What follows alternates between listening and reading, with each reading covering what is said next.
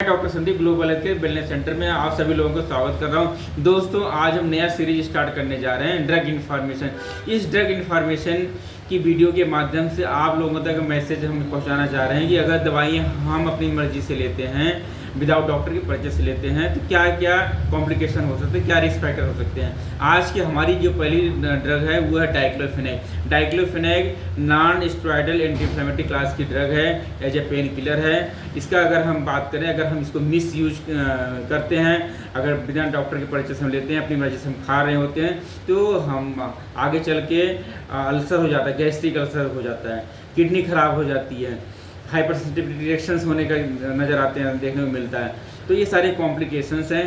तो कृपया करके आप इस तरह की दवाइयाँ अपनी मर्जी से ना लें। जब तक डॉक्टर आपको एडवाइस नहीं करते तो आपको नहीं लेना है। यहाँ तक कि अगर आपको फीवर है, अगर आपको डेंगू निकलता है, मलेरिया निकलता है, तो इस तरह का अगर आप पेन किलर लेते हैं तो आपकी प्लेटलेट सडन डाउन हो जाती है, ब्लीडिंग का चांस बढ़ जाता है, तो आप रिस्क फैक्टर में चले जाते हैं।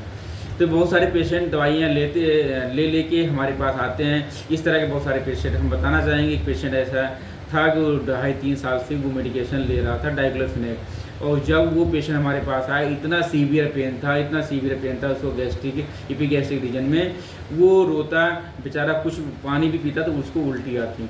तो जब मैंने हिस्ट्री लिया तो बताया कि हाँ डॉक्टर साहब, मैं 1.5-2 साल से हमें लोअर बैक पेन था, मैं डाइक्लोफेनेक लेता रहा लंबे समय से, वो बिना डॉक्टर के पर्चे से लेता रहा। तो बाद में कॉम्प्लिकेशन देखने को नज़र आया।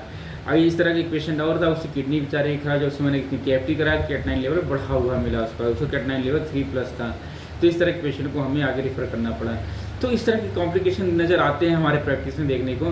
तो आप सभी को से रिक्वेस्ट है कि इस तरह की दवाइयाँ आप कृपया करके ना लें अपनी मर्जी से मेडिकल सोर्स से।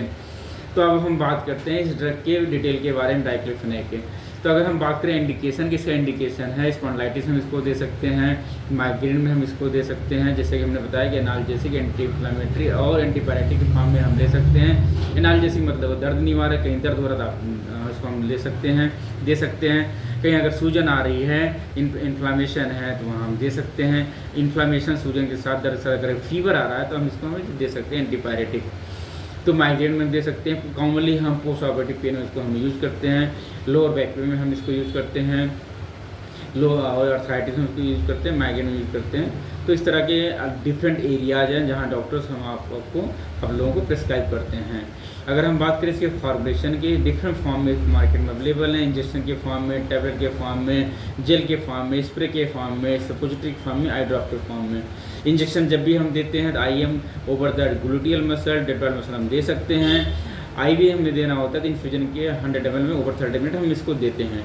टैबलेट को जब भी हम पेशेंट को बोलते हैं कि आप खाना खाने के आधे घंटे बाद लें, पानी खूब पिएं, और साथ में हम इसको एक PPI हम एडवाइज कर सकते हैं, ताकि गैस्ट्रिक अल्सर होने के चांस कम से कम रहे, इसकी इरिटेशन कम से कम हो।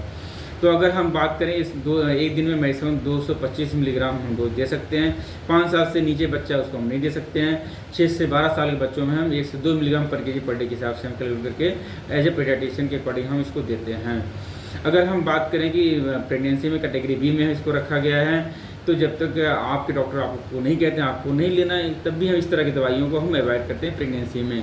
काउंटर इंडिकेशन की बात करें हम, तो हाँ, किसी किडनी प्रॉब्लम है तो बिल्कुल नहीं देना है, किसी को गैस्ट्रिक अल्सर है बिल्कुल नहीं देना है, किसी को अगर बच्चा है 5 साल से बिल्कुल नहीं देना है।